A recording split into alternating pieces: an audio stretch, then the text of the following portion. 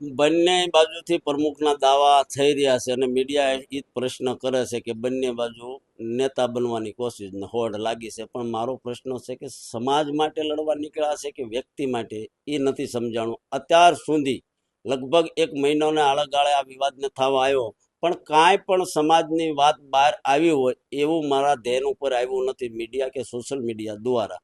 તો બંને બાજુથી દાવા કરવામાં આવ્યા છે કે સફળ અધિવેશન કાલનું પણ હોય 14નું પણ હોય, તો બંનેને હું કહેવા માંગુ છું ટૂંકમાં તમે પ્રેસ કરશો, સમાજની કામ શું કરવાના છે એના ખુલાસા કરશો, અને જે પણ કામગીરી કરવાના હોય 27 પહેલા રિઝલ્ટ આપવાના છો કે 27ની અંદર કોળી સમાજ સાથે છિતરપિંડી થશે, 2 ભાગલા પાડો અને રાજ કરો. આનો શિકાર તમે આ ભોળા કોળી સમાજને ન બનાવતા, આ મારી તમને અપીલ છે કે અત્યાર સુધી તમે લાભ લીધા, સમાજે આપ્યા, આની વેદના આની પીડા સમજો.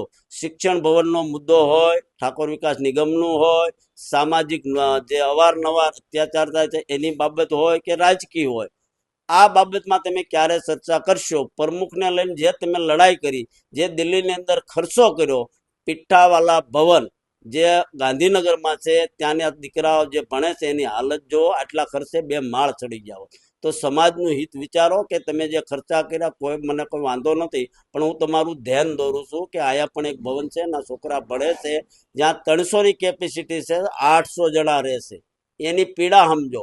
મારી વેદના છે સમાજને લઈને, કોને સારું થવું એના માટે નથી, કોઈ પાર્ટી માટે સારું બતાવવા માટેના મારા અધિવેશન કે હું બોલતો નથી. સમાજની પીડા છે અને તમારી આગળ અવારનવાર તમે જ્યાં સુધી નહીં કરો ત્યાં સુધી મારી માંગ ઉપર હું તટસ્થતાથી માંગતો રહીશ. તમને દુઃખ થાય તો સોરી.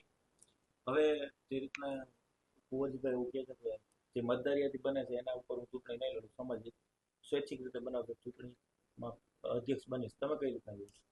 પહેલી વસ્તુ તો આની ચૂંટણી જ ન થઈ શકે. અમે સાહેબ આટલા બધા ભણેલા ગણેલા છે, ગુજરાત સરકારના મંત્રી પણ છે, 2 ટર્મ સુધી રાષ્ટ્રીય અધ્યક્ષ રહી ચૂક્યા છે અને હાલપા પણ છે.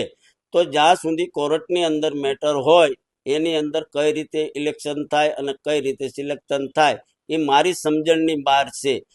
વોટર યાદી છે એ કદાચ બનાવી 2 બાજુથી બને ને, બને તો 2 બાજુથી બનવાની છે.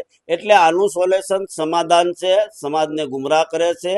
આવું કાંઈ થવાનું નથી. 6 વર્ષ 5 વર્ષથી પેન્ટિંગ છે, હજી 10 વર્ષ પણ પેન્ટિંગ રહી શકે. એટલે આમાં લીગલી કોઈ ઇલેક્શન ન થાય, લીગલી કોઈ પ્રમુખ એક બાજુથી ડિક્લેર થાય એવું હું માનતો નથી. આ સ્પષ્ટતા સાથે કહું છું, સમાધાન સિવાય આનો કોઈ નિકાલ નથી. એટલે બંનેને બેસી અને સમાધાન કરવું પડે.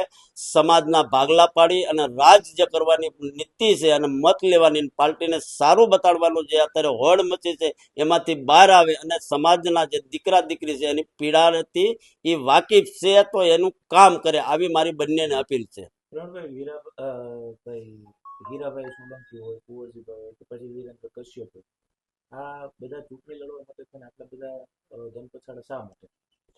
જો ભાઈ આમાં તો જેમને બેઠા હોય એમને હવને એજન્ડા સાથે હોય એ ચૂંટણી આટલા વર્ષોથી લડે છે. સાહેબ પણ લડે છે, હીરાભાઈ પણ લડે છે, વિરેન્દ્ર કશ્યપ હાલમાં નથી એટલે એ કદાચ એની જગ્યા કરતો તો અમને કઈ વાંધો નથી, ભલે કરતા. પણ અમે જે વાત કરવી છે પીડાની લઈને, સમાજની પીડાની, કામની જે વાત છે એની વાત મેં દિલ્હીની અંદર કાલના અધિવેશનમાં મેં બધા મીડિયાને કીધું છે. એક વાત સાંભળવામાં આવી કે વિરેન્દ્ર કશ્યપે દિલ્હીના મુખ્યમંત્રી છે રેખાબેન ગુપ્તા એને અપીલ કરી અને જાહેર મંચમાંથી મુખ્યમંત્રીએ કીધું કે કોળી સમાજની દિલ્હીની જે 20 લાખ જે આળેગાળે કોળી સમાજ દિલ્હીમાં વસે છે એની પીડા હું સાંભળીશ અને આ સરકાર એના માટે બની છે, તમામની પીડા સાંભળશે. સાથે સાથે તમામની પણ કીધી અને કોળી સમાજની મુખ્ય એને નોંધ લીધી છે. તો આવું કઈ ગુજરાતમાં ન થઈ શકે? પોતાની માટે તમે લડો છો તો મારે હારે સમાજનું પણ પીડા જુઓ. આ મારી તમારી સાથે માંગણી છે અને ટૂંક સમયમાં તમે પ્રેસ કરો. આવતા દિવસોમાં શું તમે કામ સમાજ માટે કરવાના છો એ ક્લિયર કરો. ક્લિયર જી. સમાજના ખંભે પગ મૂકીને રાજકીય રોટલા શેકવાની વાત એવું લાગતું નથી. આ તો વર્ષોથી બધી ચાલ્યું આવ્યું છે કામ. રાજકીય માણસો હોય એ તો રાજકારણ કરતા હોય, કોઈ વાંધો નથી સમાજને, પણ સમાજની પીડા એ છે એ રાજકારણ કરે એનો કોઈ વાંધો નથી.